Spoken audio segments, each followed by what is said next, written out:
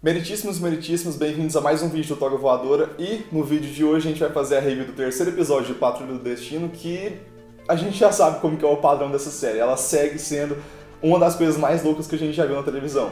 E desse ano com certeza a mais insana. Bom, uma coisa que já ficou claro, acho que desde a metade do segundo episódio, principalmente nesse terceiro, é que a série vai adotar um tom um pouco mais dramático. Não que isso seja de fato uma série dramática. A gente tem tragédia, só que a forma como eles abordam funciona mais pra crítica mesmo, pro lado de criticar o que aquelas pessoas eram naquelas vidas passadas delas. Só que não chega a ser exatamente uma série dramática. Ela vai ter seus pontos ali de trauma, só que o foco é sempre o humor e o absurdo e o surrealista, principalmente. E aqui a gente anota isso principalmente pelos flashbacks, porque a gente sempre teve muita inventividade em como que eles iam revisitar o passado desses personagens.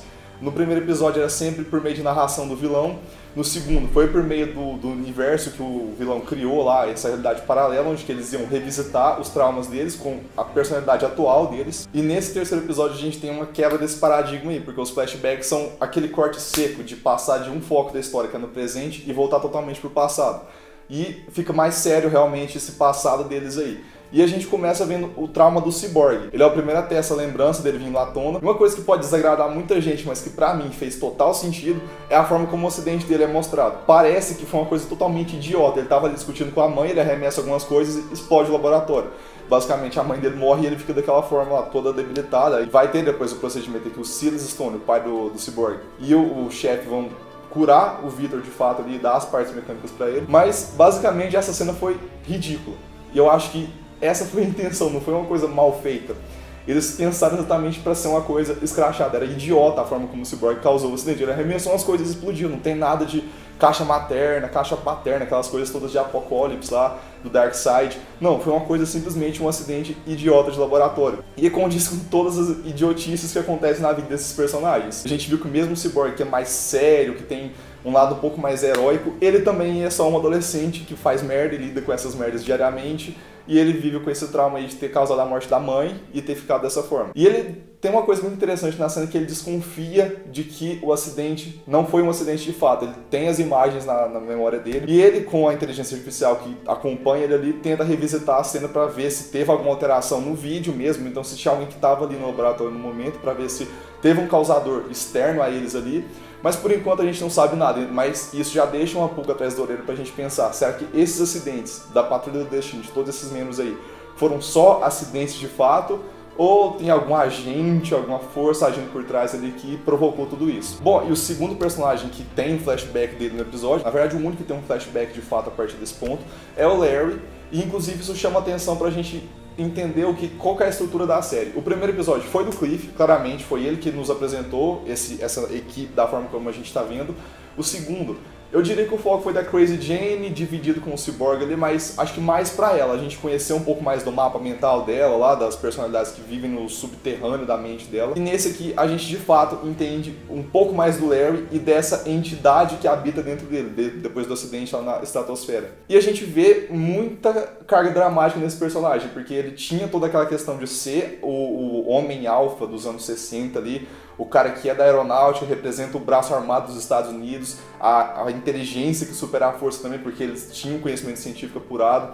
Ele ia partindo das missões para Mercúrio lá, e a gente tem uma noção de que ele carregava esse manto de ser um símbolo, mas ao mesmo tempo ele sabia que se a verdade sobre ele viesse à tona naquela época, e talvez até nos dias de hoje, porque o mundo não mudou tanto assim, ele acaba morrendo. Porque em toda a cidade que ele ia, ele tinha amantes, ele traía a esposa dele, geralmente com soldados que estavam ali também na Força Aérea, eram gays, e não revelavam isso pro mundo. E ele vive com esse rancor, só que ele encontra o John, nessa última base onde a gente tem a noção de que ele tá ali, é onde aconteceu o acidente de fato, e parece que é um amante que conseguiu prender ele consegue ter um sentimento um pouco mais duradouro por esse personagem, e a gente vê a relação dele se estabelecendo nesse episódio, o que ficou muito bem construído.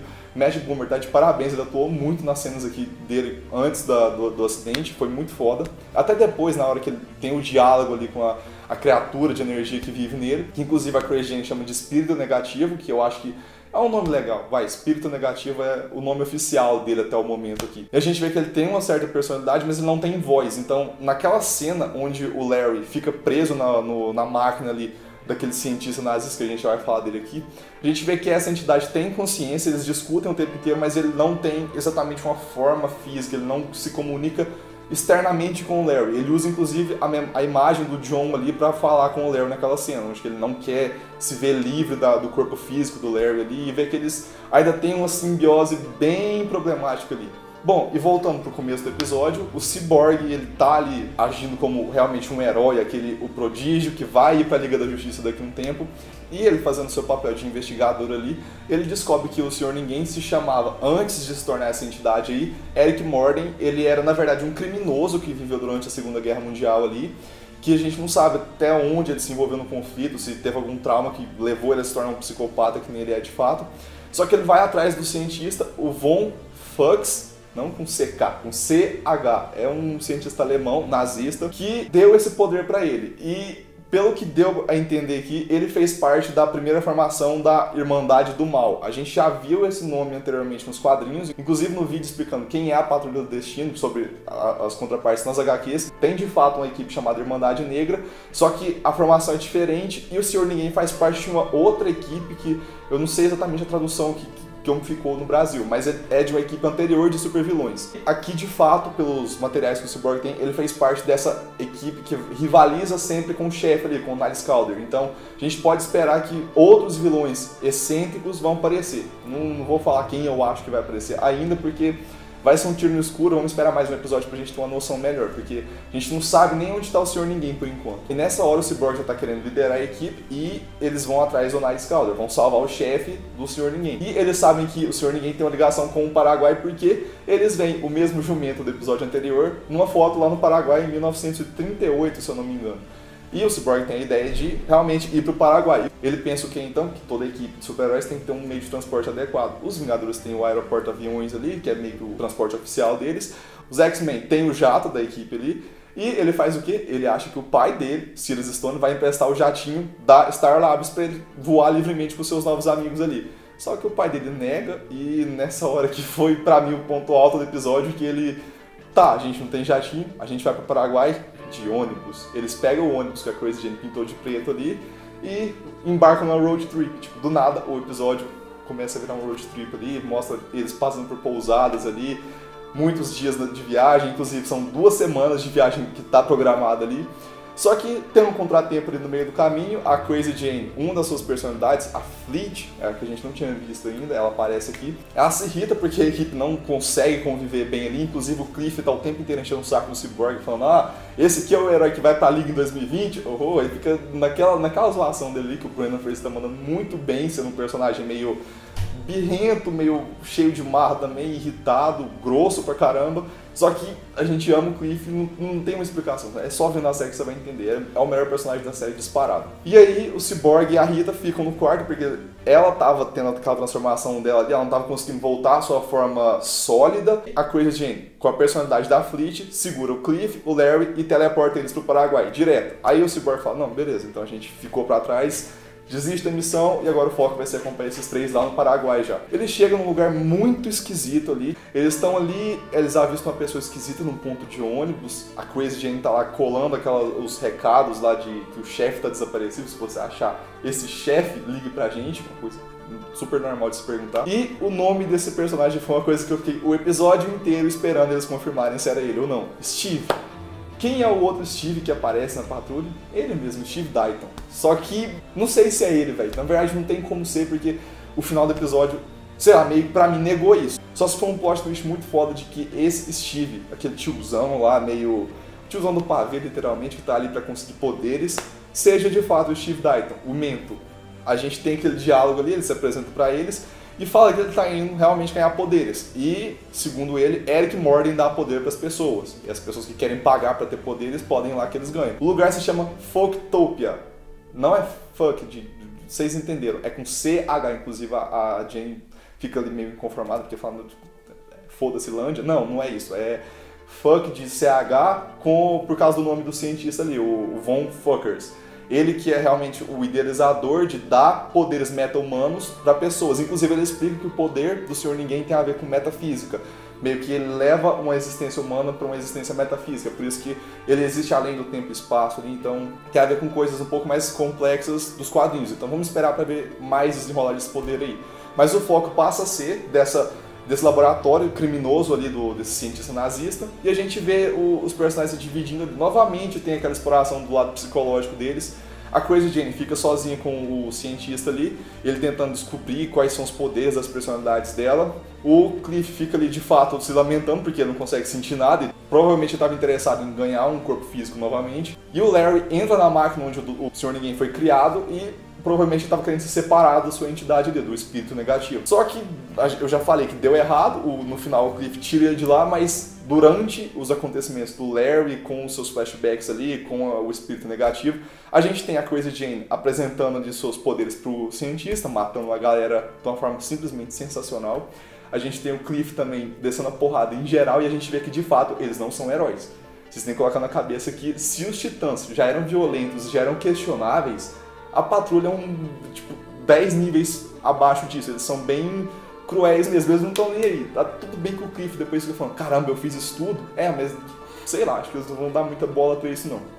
Talvez o Cyborg seja o único herói de fato ainda, mesmo assim ele tá ali nessa zona duvidosa, hein? Mas enfim, o foco é o que? Eles descobrem um pouco mais do passado do chefe. O cientista, o Von Fux, conta pra eles que durante o experimento ali com o Eric Morden, o chefe aparece e rouba um item muito valioso. A gente ainda não tem noção nenhuma do que seria esse item. A gente tem que esperar um pouco mais pra, sei lá, ter um horizonte um pouco mais claro pra gente saber pra onde essa série tá indo.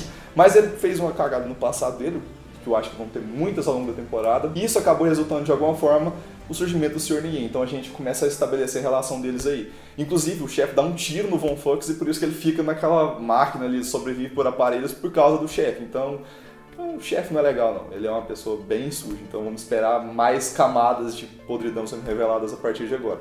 A Rita e o Cyborg estão lá conversando, tendo as suas DRs ali, ele trata ela super mal, depois eles se desculpam.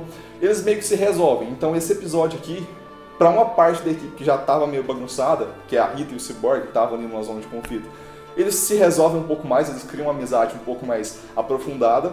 Acho que o Cyborg com o pai dele tem até um pouco mais uma relação um pouco mais amistosa, porque o pai no final libera o jatinho para ele dar um rolê com a equipe dele. Eles chegam no Paraguai, só que eles topam uma equipe meio que desestruturada. O Cliff, depois de ver o potencial de destruição que ele tem ali, fica meio receoso de entrar em contato com a filha.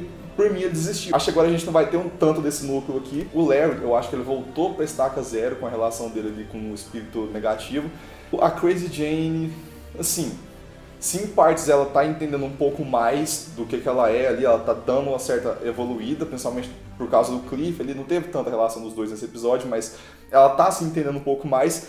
Ao mesmo tempo, a gente não sabe quem que é a Jane, porque a gente tem a revelação de que a Jane não é a personalidade original. Ela foi criada também para proteger a personalidade original que estava sendo cobaia de cientistas loucos ali. E o chefe foi lá e salvou ela.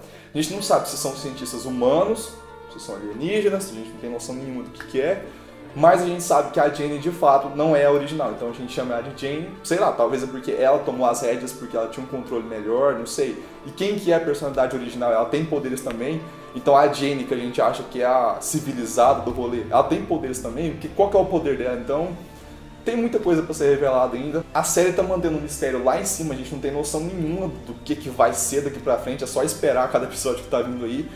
Eu tô adorando o tom que eles estão dando pros personagens. Eles estão sendo extremamente sarcásticos, mas ao mesmo tempo tem uma carga dramática muito pesada e fica sempre indo muito bem da comédia pro drama, com as doses legais de crítica ali, de análise social.